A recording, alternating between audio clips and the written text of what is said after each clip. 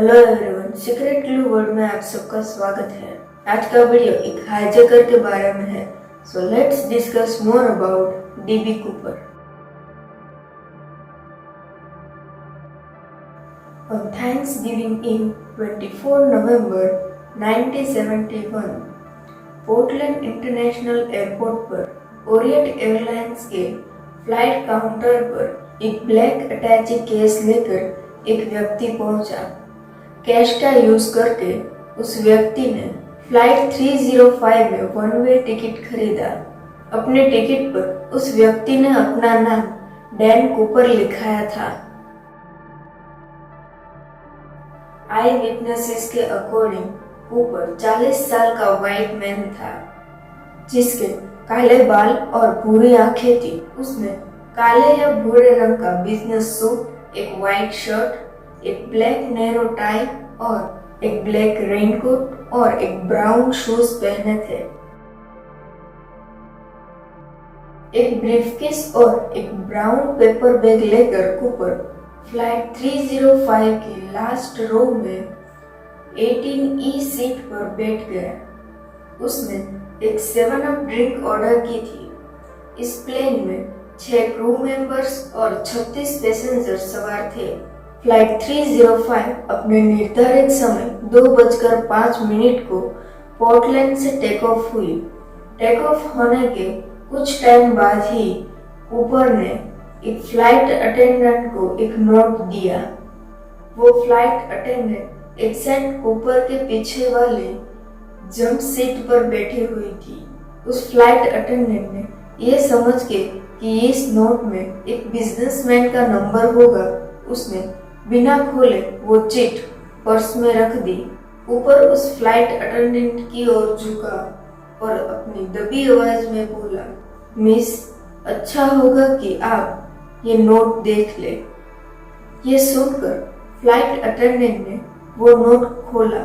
Fail tip pen से साफ सुथरे ऑल कैपिटल लेटर्स में कूपर ने लिखा था कि मिस, मेरे पास बॉम्ब है, अच्छा होगा कि आप मेरे पास बैठ जाए। उस फ्लाइट अटेंडेंट ने कूपर को वो नोट लौटा दिया और उसके कहने पर उसके पास बैठ गई। कूपर ने अपना ब्रीफकेस खोला और उस फ्लाइट अटेंडेंट को चुपचाप वो बॉम्ब देखने के लिए कहा। उस फ्लाइट अटेंडेंट ने 4 रेड सिलेंडर 2 लाइन में देखे। उस सिलेंडर से एक तार और एक बड़ी बैटरी जुड़ी हुई थी, जिसे उस फ्लाइट अटेंडेंट ने डायनामाइट बॉम्ब समझा। कूपर ने ब्रीफकेस बंद किया और अपनी मांगे बताई। उस फ्लाइट अटेंडेंट ने कूपर की मांगों के साथ एक नोट कॉकपिट में भेजा और सारी सिचुएशन बताई। उसके बाद फ्लाइट के कैप्टन ने नॉर्थ वेस्ट फ्लाइट ऑपरेशन से कांटेक्ट किया और हाईजैकर की सारी मांगे बताई। कूपर ने शाम 5 बजे तक एक बैग में $2 लाख की मांग की और ये भी कहा कि वो पैसे नेगोशिएबल अमेरिकन करेंसी में होने चाहिए। उसने 2 फ्रंट पैराशूट और 2 बैक पैराशूट भी मांगे थे। कॉकपिट में से एक और फ्लाइट अटेंडेंट कूपर के पास आकर बैठ गई ताकि वो कूपर और क्रू के बीच में संपर्क बनाए रखे। उसके बाद कूपर ने और मांग किया कि सीटल में उतरने पर फ्यूल ट्रंक प्लेन के हिसाब से होना चाहिए और जब तक पैसे आ रहे हैं सारे पैसेंजर्स प्लेन में बैठे रहने चाहिए। कूपर ने कहा कि पैसे मिलने के बाद वो सारे पैसेंजर्स को छोड़ देगा और प्लेन में लाए जाने वाली आखिरी चीजें 4 पैराशूट होंगे। आगे बढ़ने से पहले don't forget to like, share and subscribe my channel. Portland और सीटल के बीच में कूपर ने कहा कि उसके साथ हर वक्त एक फ्लाइट अटेंडेंट रहनी चाहिए। उस फ्लाइट अटेंडेंट ने कूपर के बारे में बताया कि कूपर ने खिड़की के बाहर देखकर कहा कि नीचे टेकॉम जैसा लग रहा है और उसी वक्त प्लेन टेकॉम के ऊपर से उड़ रहा था। इससे ऐसा लगता है कि कूपर स्थानीय इलाकों से काफी परिचित था। कूपर ने यह भी सही बताया कि मैकोट एयरफोर्स बेस सीटेक से सिर्फ 20 मिनट की दूरी पर है। उसके बाद उस फ्लाइट अटेंडेंट ने कूपर के बिहेवियर के बारे में बताया कि कूपर घबराया हुआ नहीं था और वो क्रूर या बुरा नहीं था। फ्लाइट के सिटल लैंड होने के बाद जब अथॉरिटीज ने पैसे प्रोवाइड किए तब कूपर ने 36 पैसेंजर को रिहा कर दिया। हालांकि कूपर ने 2 पायलट्स, एक फ्लाइट अटेंडेंट और एक फ्लाइट इंजीनियर को प्लेन में ही रहने के लिए मजबूर कर दिया था।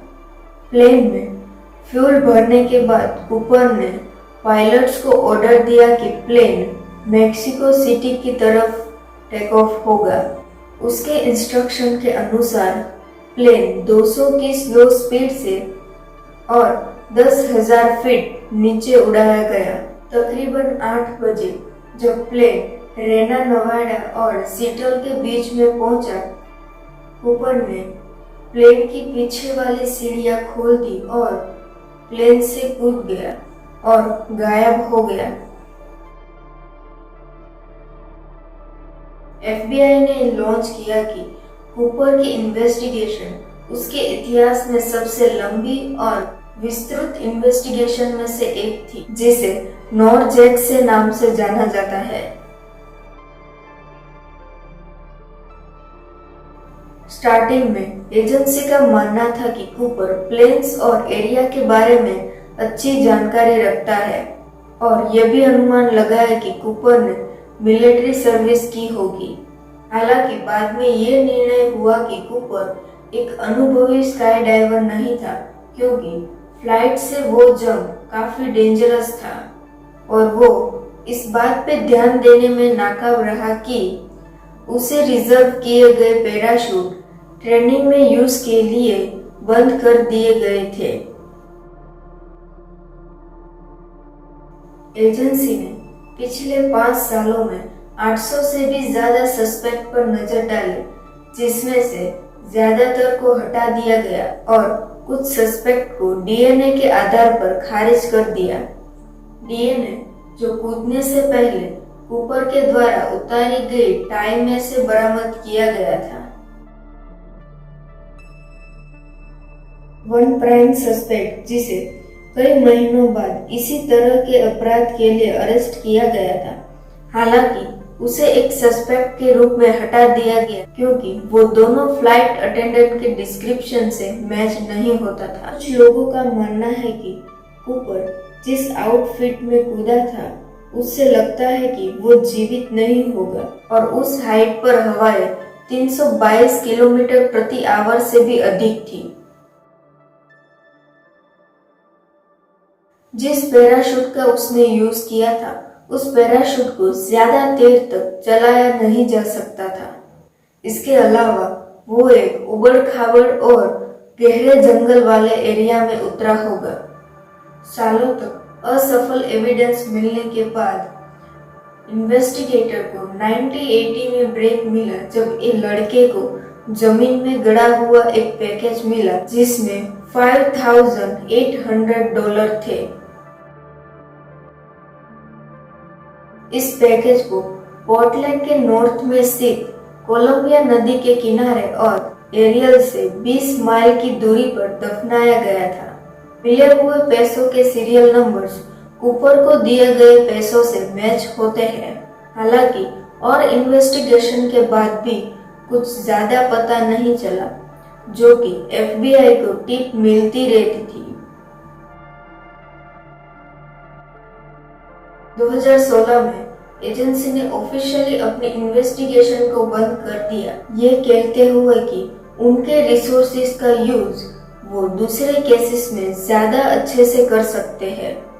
इस अनसॉल्व मिस्ट्री ने पूरे देश को अट्रैक्ट कर दिया और बीबी कूपर एक लोकनायक बन गया, जिसने कई सॉन्ग्स, बुक्स और फिल्म्स को इंस्पायर किया था।